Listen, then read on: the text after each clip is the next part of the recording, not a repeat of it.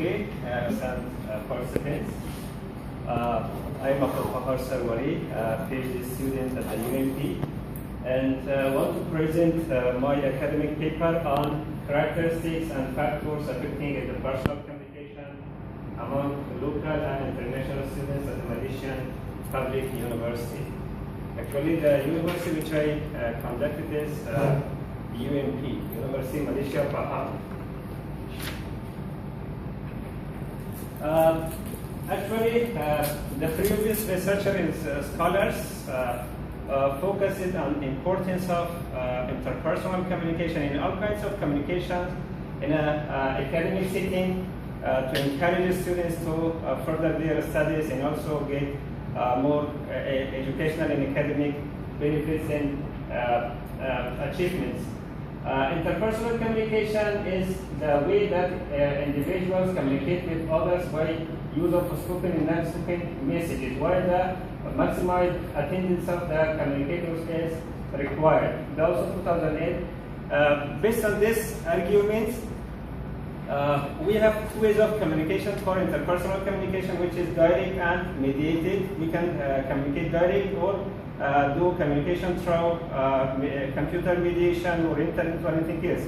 But my focus in this study is direct and interpersonal communication based on contacts directly between or among the individuals. Okay, aims of the study or the main goal of my study was to investigate the characteristics of IPC among Malaysian international students at UMP, and also to identify and evaluate the main factors that influence or affect this process among them.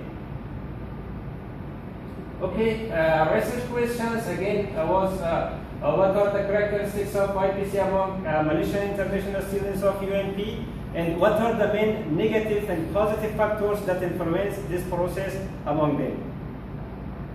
Okay. To have a road plan or a roadmap or main guidance to conduct a good academic study, we must follow the guidance of a well-established and a good theoretical framework or conceptual framework. Based on that, I used one of the famous theory hypothesis which belongs to Allport 1954.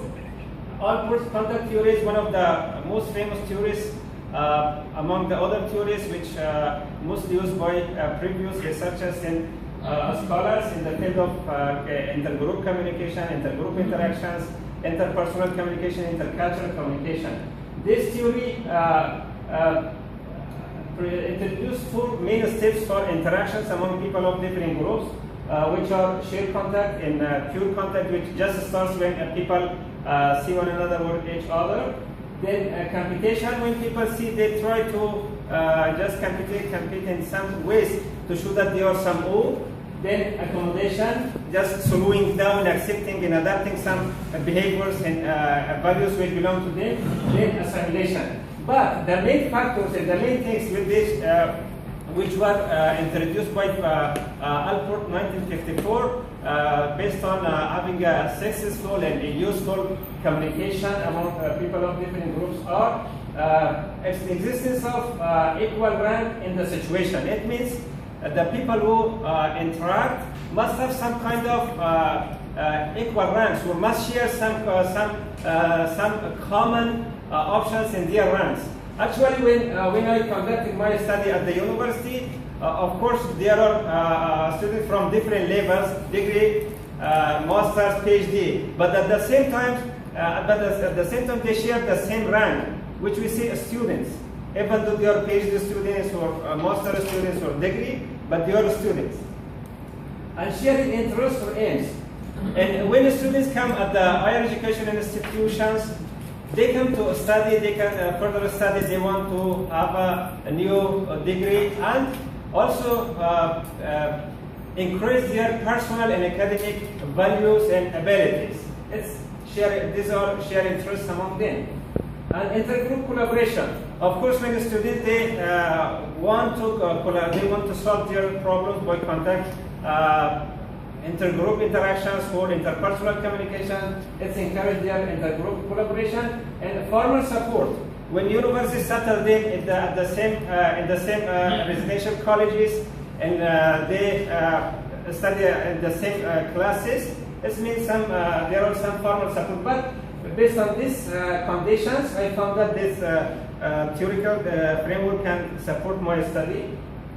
The method I was used to conduct this study was an embedded design of mixed methods.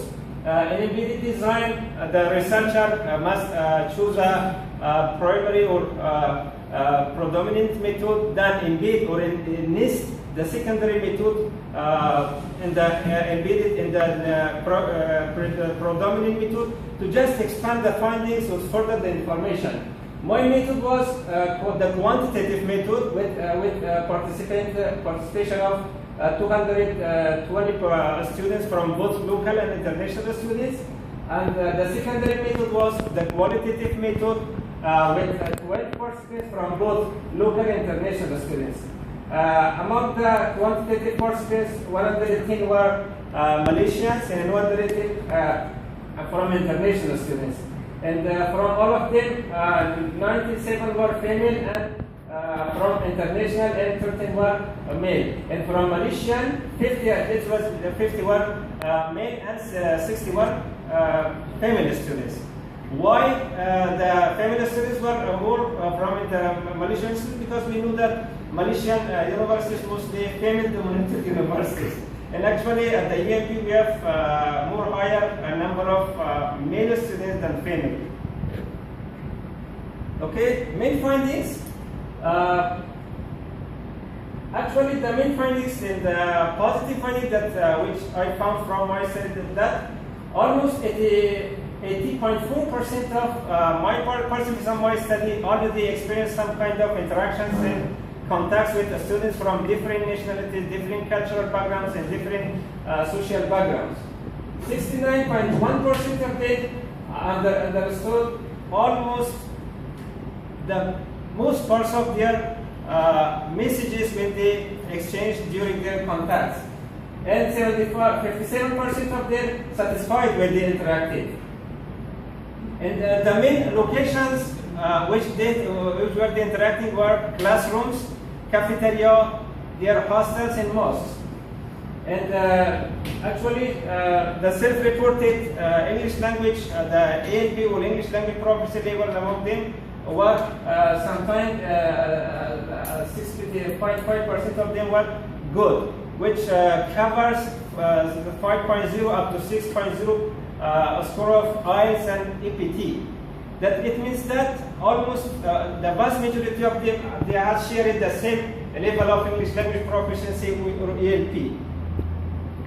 Okay, the main positive factors which affected or influenced interpersonal communications among local and international students of UMP were existence of enough opportunities at the UMP campus, which reported by 82.8%. When they eat together, when they pray together, when they study together, they consider these activities as a good opportunities. Then involvement of students in IPC with students from different nationalities, 80.4%. It means that their daily studies, their daily activities paved the way for them to interact with other people.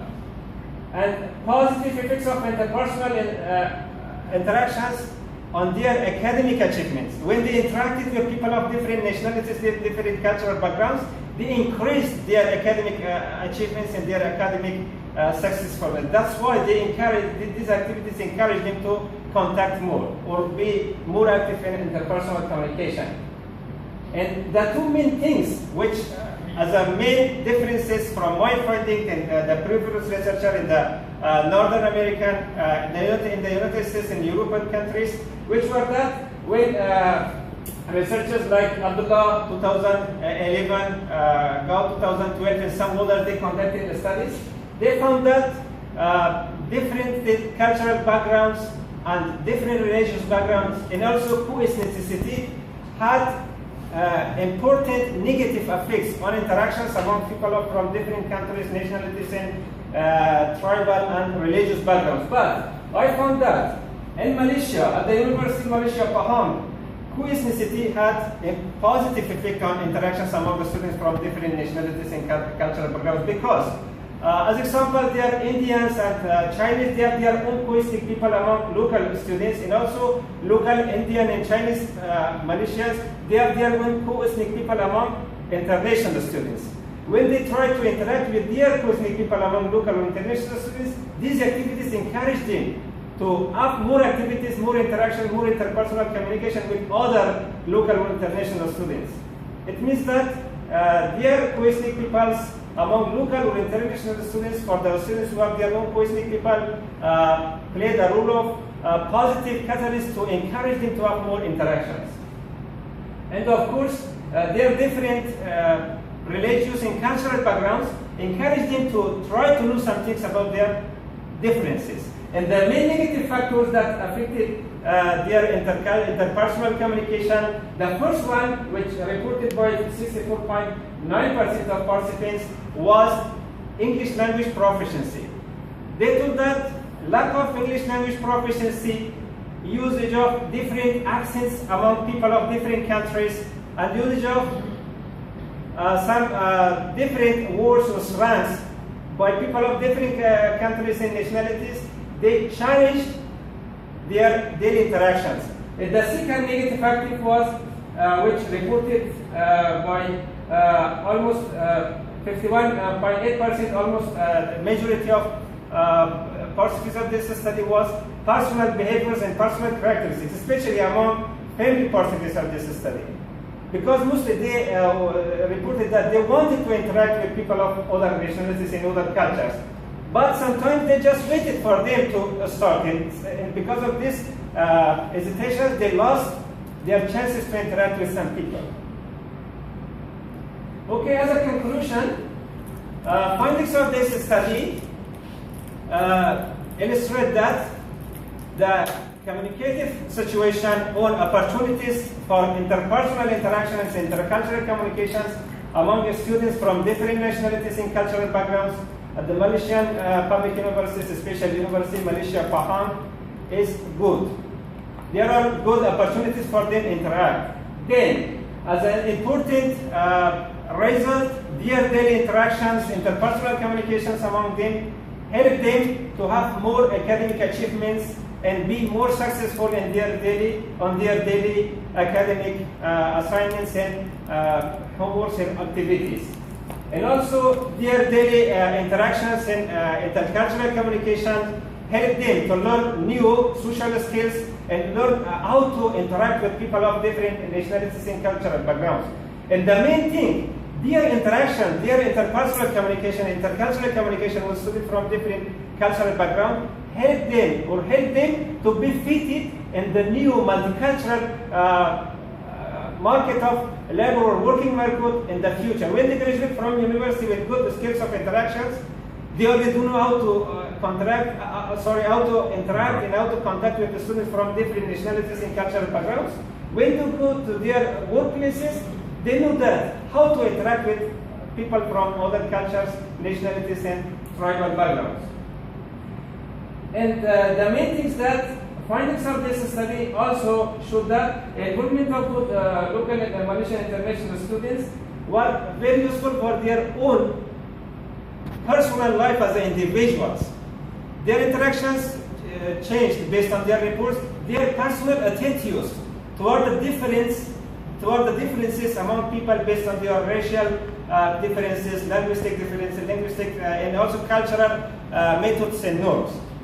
And to overall, to conclude in the last sentence, interactions among the students from different nationalities and cultural backgrounds and collegiate environment or higher education institutions are useful for their personal and academic lives. And that's what it is. If there are any questions. Thank you so much.